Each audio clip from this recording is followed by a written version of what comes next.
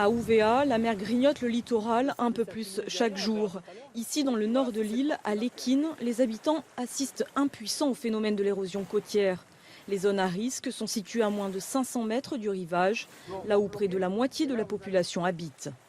Le constat, c'est qu'il y a quelques années, la mer, là derrière moi, se trouve à une vingtaine, 30 mètres de plus en bas. Là.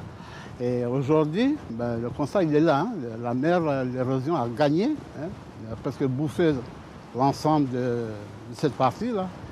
Et la mairie, hein, avec la province, est obligée de faire les murets pour arrêter, disons, diminuer l'impact. Depuis que la mer menace le littoral d'Iaï et les lieux d'habitation, des aménagements ont été faits, comme ces murs d'enrochement au pont de Mouly. Dans le nord, à Saint-Joseph, un bâtiment abritant un groupe électrogène datant des années 40 a été détruit, une ancienne bâtisse favorisant l'érosion.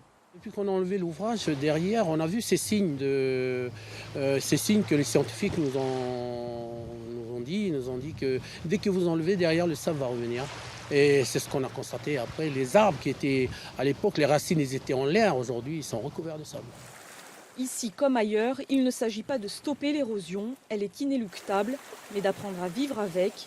Le Conseil économique, social et environnemental soulève cette problématique.